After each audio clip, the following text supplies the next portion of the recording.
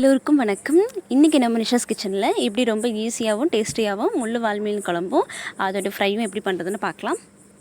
ஏற்கனவே க்ளீன் பண்ணி வச்சுருக்க வாழை மீனில் ஒரு கரண்டி மிளகாய்த்தூள், கரண்டி மஞ்சத்தூள், தேவையான அளவு உப்பு ஆட் பண்ணி 15 மினிட்ஸ் மசாலா உள்ளே இறங்கட்டும். ஆயில் நல்லா ஹீட் ஆகிடுச்சு. நம்ம மீனை போட்டு ஃப்ரை பண்ணி எடுத்துருக்கலாம். இப்போ என்ன ஆயில் எடுத்திருக்கேன்னு கேட்டிங்கன்னா நல்லெண்ணெய். உங்களுக்கு விருப்பமான ஆயில் எதுவும் நீங்கள் அதில் ஃப்ரை பண்ணி எடுத்துக்கலாம். ஃபிஷ் ஃப்ரை ரெண்டு சைடும் நல்லா பொன்னிறமாக வறுத்து எடுத்துட்டா நம்மளோட ஃபிஷ் ஃப்ரை ரெடி ஆகிடுச்சு. அடுத்து மீன் குழம்பை எப்படி சுலபமான முறையில் வைக்கலான்றது பார்க்கலாம். இதுக்கு ஒரு கடாயில் ஆயில் ஹீட் ஆனதுக்கப்புறம் கடுகுளுந்த பருப்பு 1/4 ஸ்பூன், வெந்தயம் 1/4 ஸ்பூன், 10 பல்லு பூண்டு சேர்த்துக்கலாம். இதுக்கு அடுத்ததாக 4 பச்சை மிளகாய் நீல வாக்கில் கட் பண்ணது, ஒரு கைப்பிடி அளவு கருவேப்பிலை, இதையும் நம்ம இது கூட ஆட் பண்ணி நல்லா பொரிய விட்டுக்கலாம்.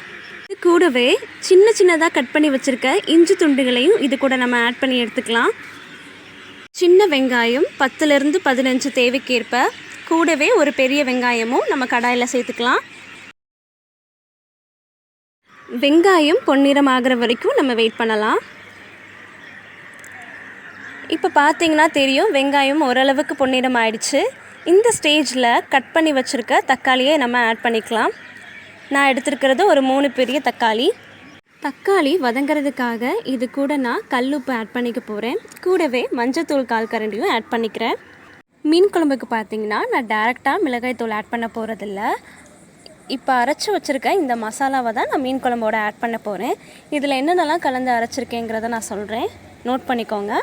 வரமிளகாய் 8லேருந்து 10 காரத்துக்கு ஏற்ப, வெந்தயம் 1/2 கரண்டி, கடுகு 1/2 கரண்டி, தனியா 2 ஸ்பூன் எடுத்திருக்கேன், ஒரு கைப்பிடி அளவு கருவேப்பிலை. இது எல்லாமே நம்ம வெறும் வாணலியில் போட்டு வறுத்து அரைச்சி எடுத்துக்கலாம். இந்த மசாலாவை நான் மீன் குழம்போட நான் ஆட் பண்ணி எடுத்துக்கிறேன். இந்த மசாலா இப்போ பார்த்திங்கன்னா நல்லா கொதிச்சிருச்சு. இந்த வேலையில் நான் ஆல்ரெடி கரைச்சி வச்சுருந்த புளி கரைசலை இதோட ஆட் பண்ணி வைக்கிறேன். மீன் குழம்பு பார்த்திங்கன்னா நல்லா கொதி விட்டுட்ருக்கு. இந்த ஸ்டேஜில் அரைச்சி வச்சுருந்த தேங்காய் விழுதை நம்ம இதோட ஆட் பண்ணிக்கலாம். நம்ம ஆட் பண்ண இந்த தேங்காய் பால் பார்த்திங்கன்னா நல்ல ஒரு கொதி விட்டுருச்சு. இப்போ நம்ம கட் பண்ணி வச்சுருக்க கொத்தமல்லி இலையை நம்ம அதோட ஆட் பண்ணிக்கலாம். ஸோ குழம்பு நல்லா கொதித்ததுக்கப்புறமா ஃபைனல் ஸ்டேஜாக தான் நம்ம மீனை இதோட ஆட் பண்ணிக்க போகிறோம். மீன் துண்டுகளை ஒன்று ஒன்றா தனித்தனியாக எடுத்து போட்டுக்கோங்க. குழம்பு நல்லா கொதித்ததுக்கப்புறம் தான் நம்ம இந்த மீன் துண்டுகளை குழம்புல ஆட் பண்ணணும். இதுக்கு முன்னாடியே நம்ம மீன் துண்டுகளை ஆட் பண்ணிட்டோன்னா மீன் துண்டுகள் குழம்போட கரைஞ்சிடும்.